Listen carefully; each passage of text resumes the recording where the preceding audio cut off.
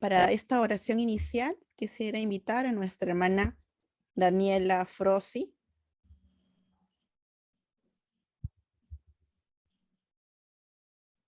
Ella es directora del Instituto Villanira para la Investigación y la Educación.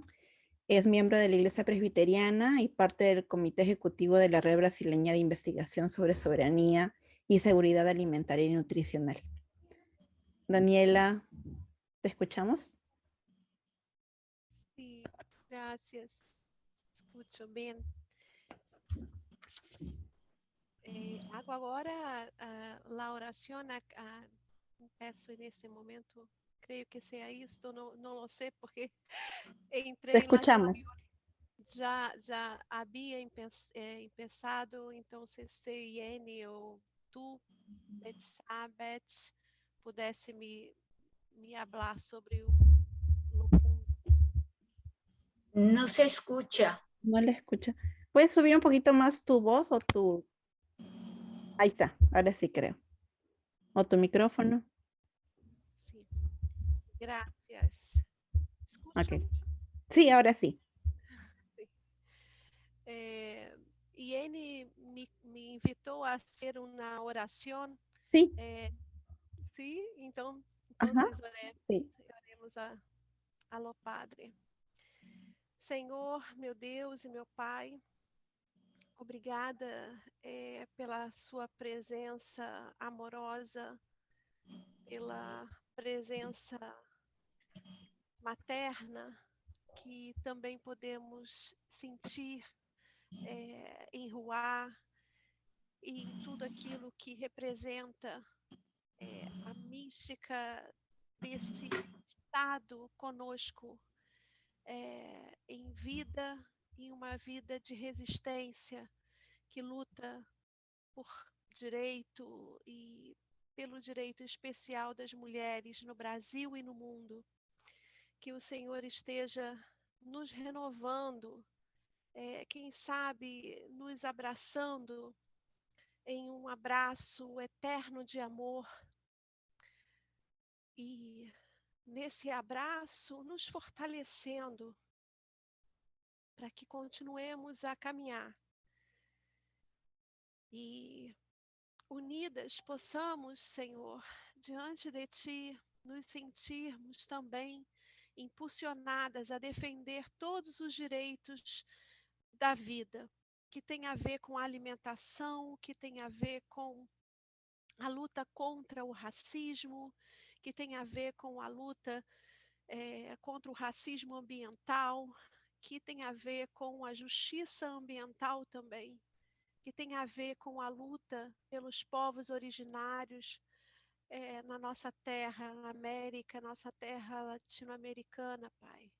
Que o Senhor possa estar conosco e possa estar com a Ivone hoje aqui, que estará conosco e trazendo uma palavra e trazendo luz, Senhor, também a partir da teologia, da filosofia, das ciências sociais e de tantas outras sabedorias que a professora Ivone reúne com ela. Obrigada por essa oportunidade e obrigada pela sua doce presença em nossas vidas. Amém. Amén. Muchas gracias, Daniela.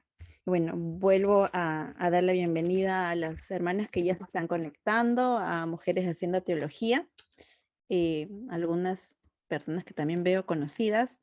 Saludos desde Perú. Y he visto ahí hermanas de Chile, México, Costa Rica. A ver, ¿de dónde más veo? De Virginia, Estados Unidos, dicen ahí, están ahí escribiendo.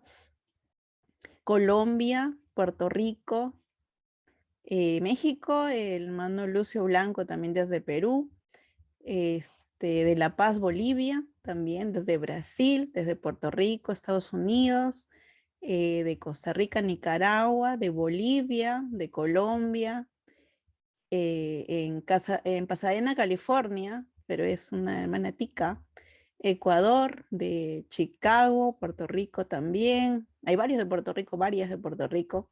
Y de Costa Rica también varias. Nuestra querida Jenny, que también está detrás de todo esto, pero está un poquito malita de salud, entonces sus oraciones por ella, ¿no? Para que se restablezca rápidamente. Hermanas de Ecuador también, desde Lima, Perú, y ahí siguen escribiendo, ¿no? Más de Chile también, Gladys Vía. Buenas tardes, Gladys. Y bueno, vuelvo a saludar entonces a estas hermanas y hermanos que nos están acompañando en esta ocasión en Mujeres Haciendo Teología. Y bueno, tengo el privilegio, me siento muy dichosa de presentar a nuestra hermana Ivonne Guevara. Ella es filósofa y teóloga católica brasilera. Ella escribe sobre el ecofeminismo y tiene una larga trayectoria, no solamente escribiendo, también enseñando en diversas comunidades en Brasil, pero también en otros lugares, como nos estuvo hablando un poquito antes de que entraran todas las hermanas, ¿no? Ahora he estado más bien por en esto de a distancia, ¿no? Hace unas semanas yo la vi, pude compartir con ella también en la comunidad teológica de Chile. Ella también estuvo dando ahí unas enseñanzas. Hace poco también presentó su libro que se llama La vejez que yo habito. Fue hace que una semana, 2 semanas, ¿no? Y en esta oportunidad nos viene a compartir los desafíos, las experiencias, el camino que ella ha tenido en todo este largo tiempo que está con nosotras y nosotros. Bienvenida otra vez, querida Ivonne. Tenemos 40 minutos, te aviso igual cuando estamos cumpliendo el tiempo. Muchas gracias.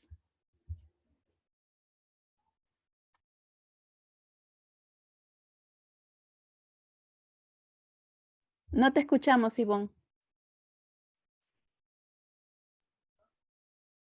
Gracias a ti, Betsabe, por la presentación. Gracias a Jenny por la invitación y a todas ustedes de Mujeres Haciendo Teología. Algunas las quiero saludar de manera muy especial porque hace tiempo que no las veo, pero están ahí. Judy y Lynn, que están en Estados Unidos, que han trabajado mucho tiempo aquí en Brasil. Un beso para las dos. Olga Lucia, Graciela, bueno, tanta gente, Sandra, gracias por la presencia. Mary Hunt también está aquí, qué honor, gracias. Bueno, la propuesta que ustedes me han hecho era hacer un poco un recorrido breve de mi caminar teológico, ¿no? Porque son muchos años aquí en mis espaldas de lucha teológica en América Latina. Quiero empezar diciendo que soy parte de las mujeres que son desde la década de 40 a 50, o sea que hoy ya están en la clave numérica de los 70 años, ¿no? Yo tengo 77. ¿Y por qué empiezo hablando de estas mujeres? Porque pienso que nosotras, que hoy ya estamos en la casita de los 70, hemos vivido algo de muy especial en el mundo y muy particularmente en América Latina.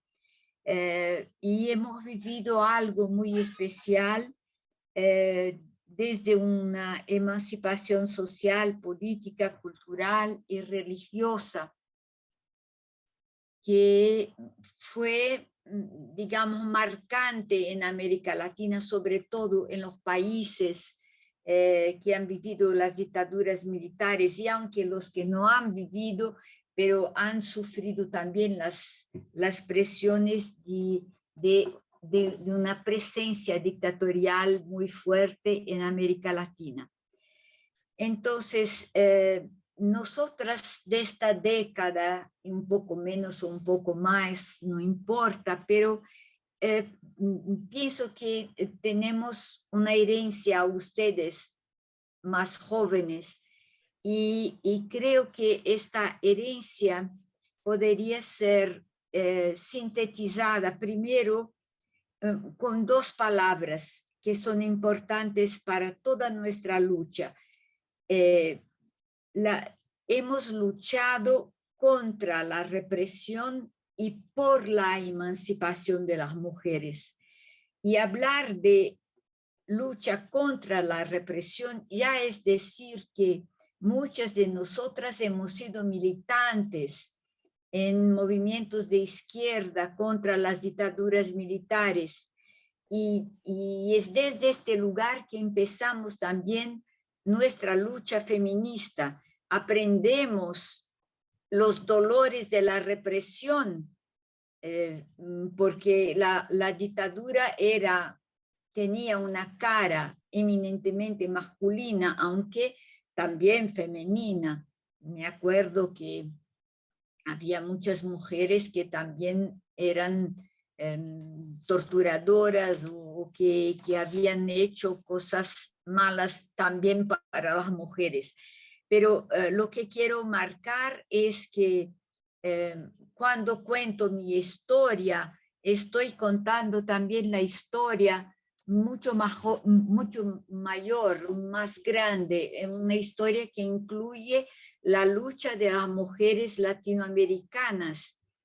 Y entonces la primera palabra es nuestra lucha contra la represión y por tanto una lucha por la emancipación.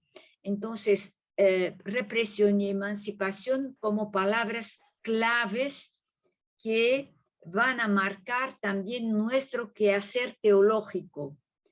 Y les digo que cada tiempo es un tiempo. Hoy habríamos que preguntar para la nueva generación de mujeres que hacen teología, cuáles son las palabras claves que animan su lucha, ¿no? Y desde otra perspectiva, pienso también muy importante que hay que subrayar que nuestra generación ha vivido una emoción de dolor muy fuerte en relación a nuestros cuerpos. O sea que nuestra generación empezó a tomar conciencia, y cuando digo tomar conciencia, quiero decir también hablar de esto, del cuánto nuestros cuerpos eran oprimidos, del cuánto no éramos dueñas de nuestros cuerpos. Y esto también en la dictadura militar, ¿no? ¿Cuántas de nosotras hemos sido utilizadas también por la izquierda para beneficiar luchas políticas? Nuestros cuerpos han sido utilizados. Entonces, también nuestra generación es marcada por el dolor de nuestros cuerpos.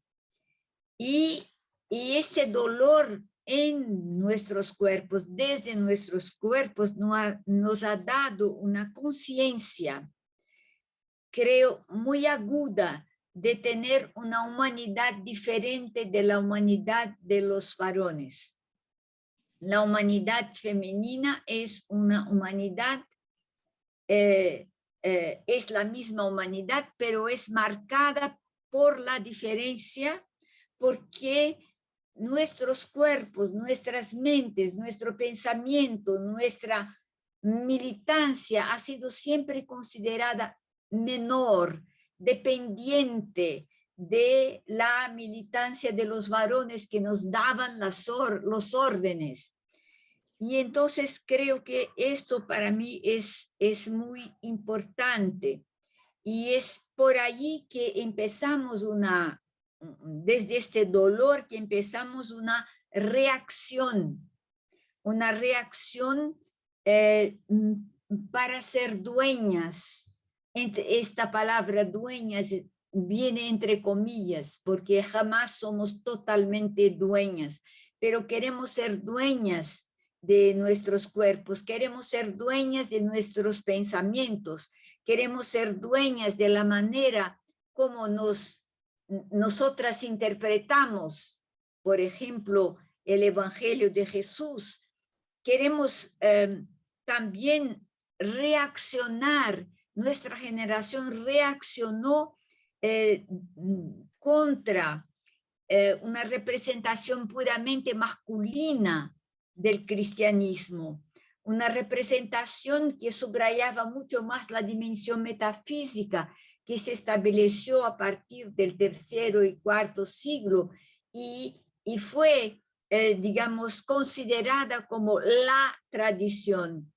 Y hasta ahora seguimos incluso en un lenguaje donde el masculino es lo representativo de Dios, donde, aunque a veces utilizamos una palabra femenina, pero su contenido sigue masculino. Entonces, creo que mi generación es la generación que también entró en un aprendizaje filosófico, epistemológico, teológico, con hermanas de otras partes del mundo. Hemos creado encuentros con hermanas de teólogas de Estados Unidos, de Francia, de Holanda, de Canadá. O sea, hemos creado también una solidaridad internacional y un quehacer teológico internacional de complicidades y solidaridades. Entonces, creo que esto es para mí el caldo histórico-cultural donde ubico la vida de las mujeres teólogas, sociólogas, antropólogas, que son de esta década especialmente, del 40 al 50, 52, no importa, pero que hemos sido herederas de un mundo desarrollista y que nos hacía creer que íbamos a llegar a un desarrollo para todas las personas. Y nosotras mujeres empezamos a dudar de estas teorías. Nosotras empezamos a dudar también, permítanme decirlo, también de las recetas de liberación que los varones nos han propuesto por un tiempo. Todas nosotras hemos sido teólogas de la liberación, y si no teólogas profesionales, teólogas desde nuestras comunidades insertas, nuestras comunidades de base. Creíamos realmente en una perspectiva de liberación, pero esta perspectiva de liberación que empieza de una manera muy especial en los años 80, 90, 2000, no llevó en consideración a nuestros cuerpos de mujeres. Habló con nosotras, pero sin reconocer nuestro quehacer teológico, sin reconocer de verdad los problemas de género, los problemas sexuales, los problemas que vivíamos nosotras con todas las mujeres, sobre todo las mujeres pobres. Entonces, creo que es para decir que esta base, esta base sociológica, cultural de América Latina desde los años 40, de las mujeres nacidas entre los 40 y los 50, que han militado en los 60, 70, 80, 2000, y seguimos todavía militando contra miles y miles de formas de represión. Bueno, es en este contexto que les hago un breve recorrido de mi caminar teológico como me han pedido. Yo como la mayoría de las mujeres de mi generación he tenido una formación cristiana tradicional. Soy católica de origen cristiana, digamos, y en la Iglesia Católica la formación era bastante rígida. Jamás nos invitaban a pensar, nos invitaban a acoger, a aceptar, y como otras tantas mujeres, yo he recibido también una formación cristiana ordinaria, porque desde los 4 años me han puesto en una escuela de monjas, y entonces las monjas me enseñaron demasiadamente lo que era el pecado, ¿no? Y yo tenía miedo al pecado.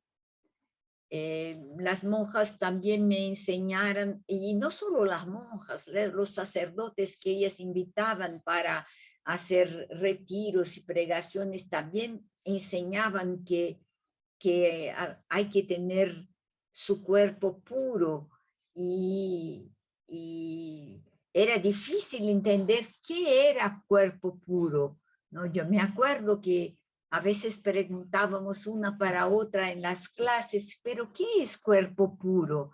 Y no sabíamos, pero nos decían, ustedes tienen que tener un cuerpo puro. Bueno, yo tenía la preocupación de agradar a Dios, que a Él le gustaba cuerpo puro, aunque yo no sabía lo que era un cuerpo puro. Y les digo esto porque después de muchos años he compartido con otras amigas, ellas tenían el mismo problema, que no sabían lo que era un cuerpo puro.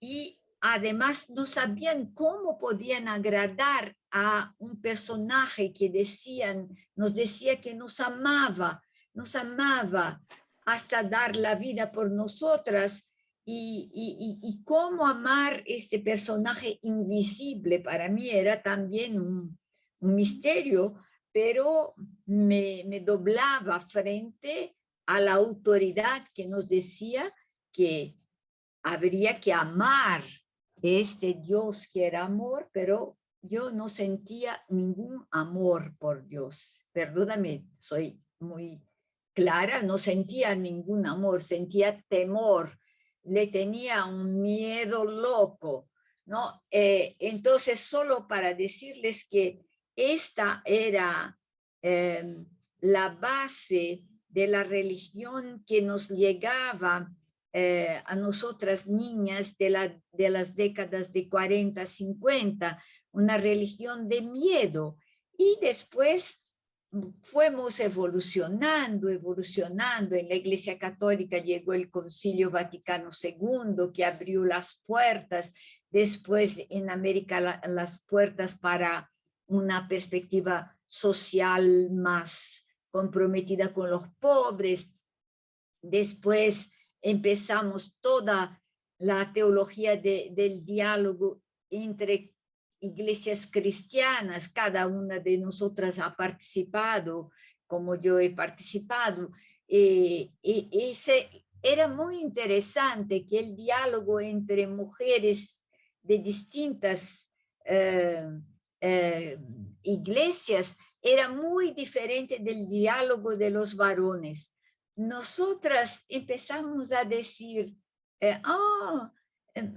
¿cómo estás, Betsabé? No, ellos empezaban así, ¿cuál es tu iglesia? Como si la iglesia fuera un partido político, ¿no?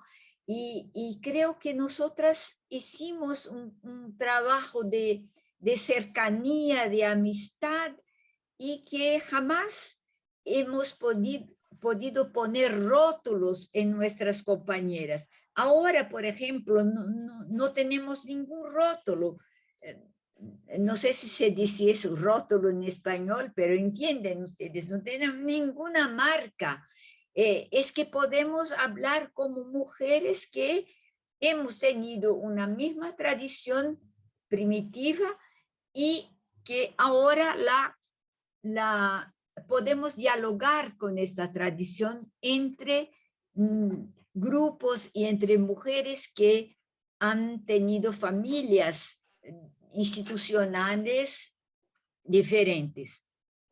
Entonces, para decir que esta ha sido mi formación y en el 1967 yo entré en una congregación de monjas, las hermanas de Nuestra Señora, y entré también porque quería algo diferente, ¿no? Yo veía que estas monjas tenían un trabajo social muy lindo y también eran intelectualmente muy formadas. Yo entré en el 67 cuando ya había terminado mis estudios de filosofía. Y en el 68 empiezo a estudiar teología, a hacer un bachillerado, ¿no se dice?, de teología. Y en este momento yo tenía un profesor que fue un teólogo importante en la Iglesia Católica de Brasil, el padre José Comblan, y por él recibí una beca y me fui a estudiar filosofía y teología en Bélgica.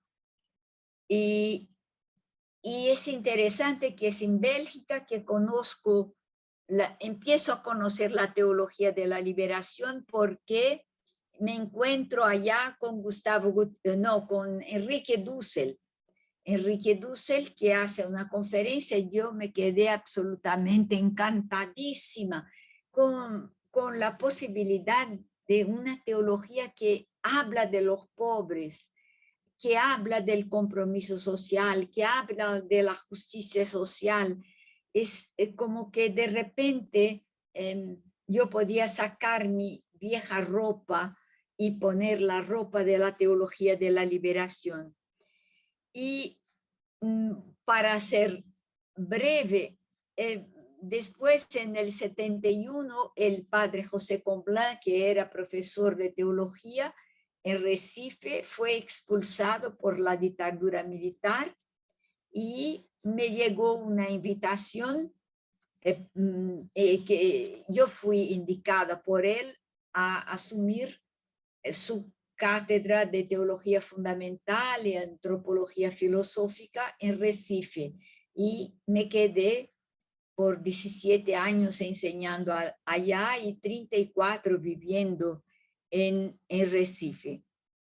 Y pienso que Recife fue mi grande escuela teológica, y porque además de las clases, teníamos grupos de formación popular, teníamos grupos de trabajo con mujeres, teníamos movimientos de campesinos y campesinas que nos pedían una asesoría o clases en una nueva forma de entender la vida cristiana.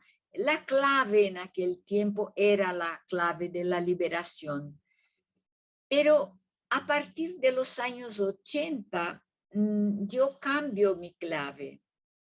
Yo empiezo a hacerme teóloga de la liberación feminista, o teóloga feminista de la liberación.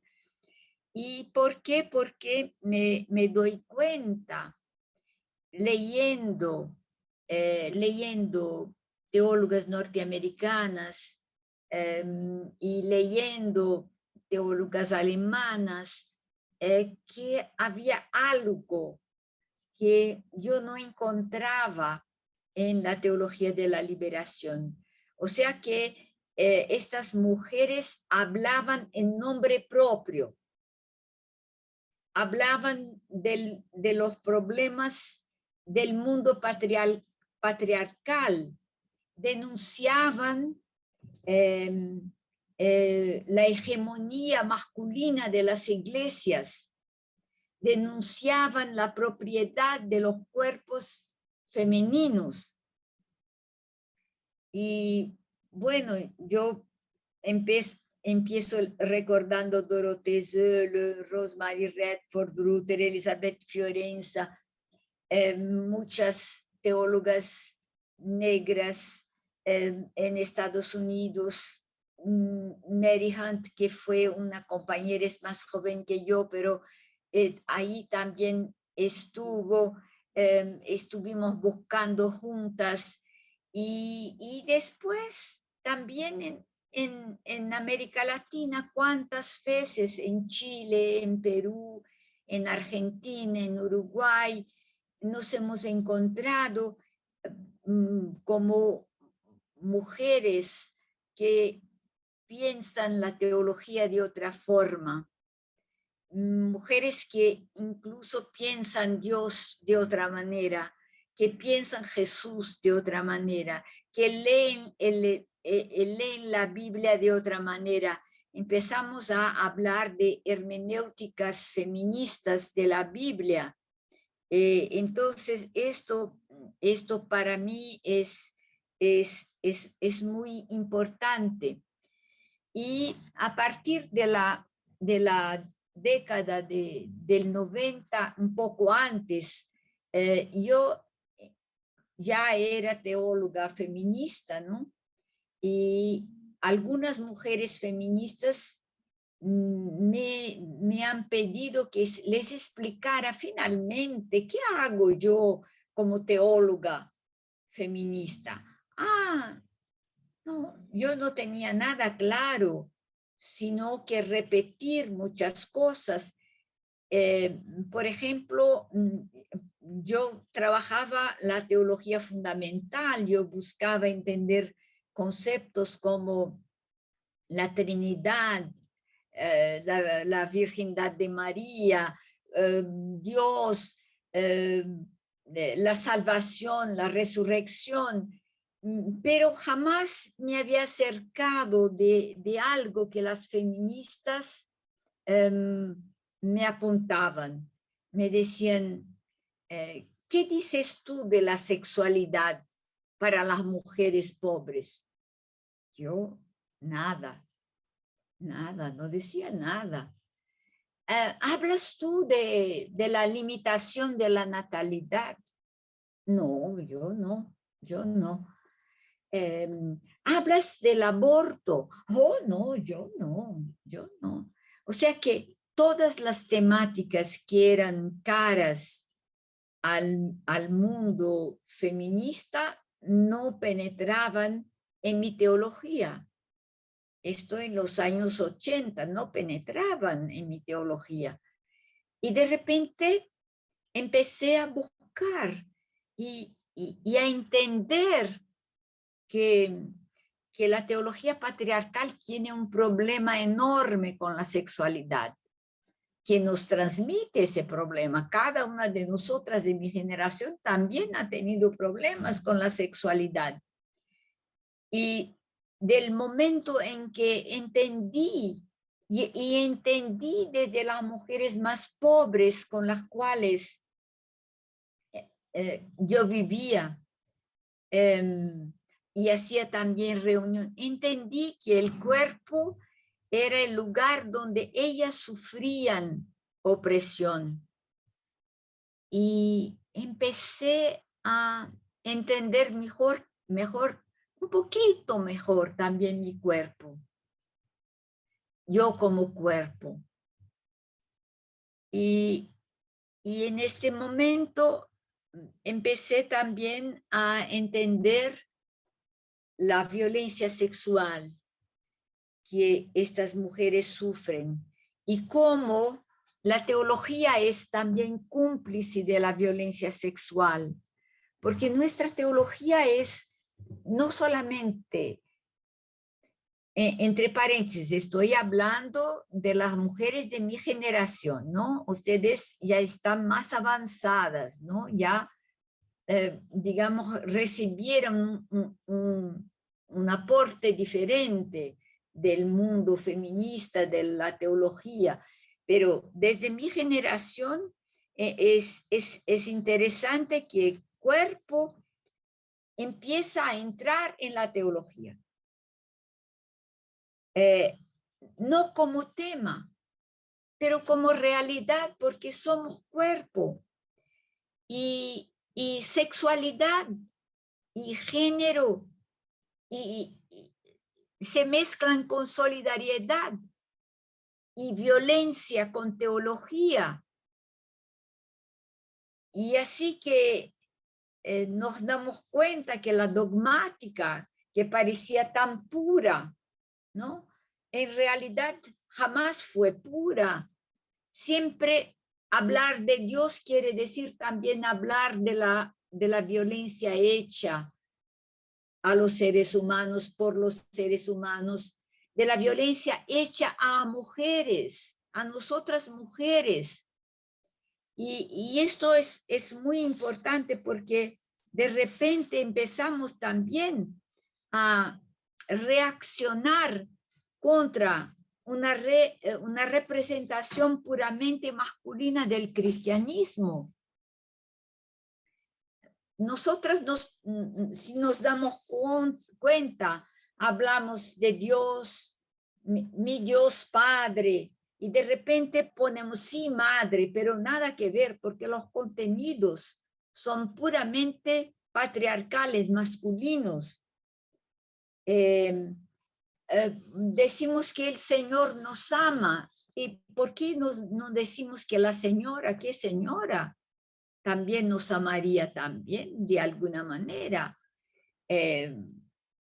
Estoy haciendo un poco de broma, pero para mostrar que esta representación puramente masculina del cristianismo empezó a molestarnos. Una teología donde todos los misterios, entre comillas, misterios de la fe, tenían contenido masculino, donde las monjas, por ejemplo, ofrecíamos a Dios nuestros cuerpos, a Dios Padre, a Dios Hijo. Pura abstracción, pura entrega sin un realismo corporal íntegro, porque sí, el realismo corporal era que sí, dábamos nuestra vida para los pobres por Dios, para Jesús por Dios, para la Virgen por Dios, todo por Dios. ¿Y quién éramos nosotras como cuerpos? ¿Qué preguntas eran las nuestras, ¿no? Entonces, en este momento empezamos nosotras teólogas feministas, y ahí claro que estoy hablando también de mi condición, empezamos a hacer rupturas epistemológicas. ¿Qué son rupturas epistemológicas?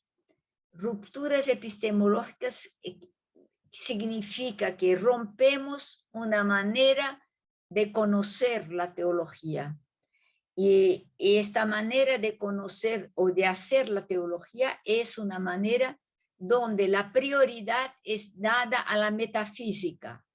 Una metafísica de corte aristotélico tomista que sigue hasta hoy presente en las iglesias. No solo en la iglesia católica, pero en las iglesias protestantes también. De ahí viene una dogmática puramente masculina. Dios Padre, Dios Hijo, Dios Espíritu, la salvación que nos viene de Jesús, la salvación que nos viene de Dios, o sea que estamos perdidas, pero es siempre el varón que nos salva. Simbólicamente conectadas con la imagen de un varón que nos salva. Esto significa una ruptura epistemológica. ¿Y qué vamos a hacer con nuestra tradición? Vamos a subrayar mucho más la dimensión ética, por ejemplo, de la profecía, de los libros proféticos, de los evangelios. ¿Cuál es la dimensión ética? O sea, la dimensión ética es la que subraya el bien común, pero también el bien de cada ser. Y no hay que ubicarse desde las distinciones de poder otorgada por el mundo patriarcal al masculino sobre la naturaleza y sobre las mujeres. Entonces, la dimensión ética va a cambiar y va a colectivizar nuestra responsabilidad desde la tradición cristiana. Y podemos decir que la ruptura epistemológica, ella me invita a ser mucho más atenta a los problemas sociales, a responder a los problemas de justicia social, de justicia de género, de justicia política, de justicia económica, sabiendo que esto o este es el concreto de la vida. Me invita a descubrirme como cuerpo, limitado también, lleno de dolores, lleno de preguntas. O sea que ya no me ubico desde la metafísica del Padre Todopoderoso, del purísimo Espíritu. No, estos conceptos tienen que ser reubicados en una cierta tradición y desde la cual somos invitadas hoy, en este momento, de decir qué significan de verdad esos conceptos para mí, cómo los vivo de verdad, cómo mi subjetividad es tocada por todo eso, cómo mi verdad para mí misma y para los demás se manifiesta. Y entonces esta es un poco, ya estoy terminando, disculpe, me tomé un poco más de tiempo. Por ahí, digamos que yo he hecho mi itinerario, llegué a donde estoy, con muchos problemas, por supuesto, ¿no? Porque ustedes se imaginan que negar la metafísica y afirmar la ética es siempre muy problemático. Hablar del misterio mayor, porque ningún concepto puede acoger todo el misterio de nuestras vidas, de la vida del planeta, de la vida del universo, de la vida de las galaxias. Y el Dios patriarcal parece que él podía contener todo, y nos damos cuenta que no, y que entonces bajamos para los pies, para la tierra, miramos, sentimos la tierra, sentimos los límites de nuestra vida, de nuestra psicología, de nuestra imaginación, de nuestro poder que se impone a los demás, de nuestras pasiones narcisistas, que son pasiones que oprimen otros y otras. Entonces,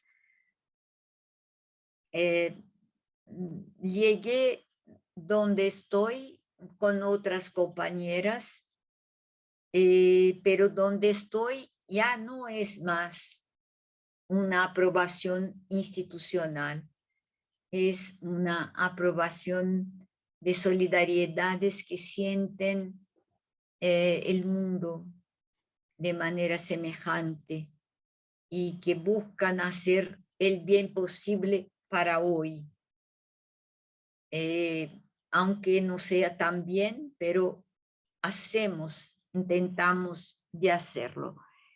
Y bueno, ahora puedo decir que muchas preguntas deben de estar en la cabeza de ustedes, pero el tiempo ya terminó para mi charlita y entonces seguimos después con los pequeños grupos y las preguntas que ciertamente van a tener. Muchas Gracias. gracias. Muchas gracias, querida Ivonne. Y bueno, Giri.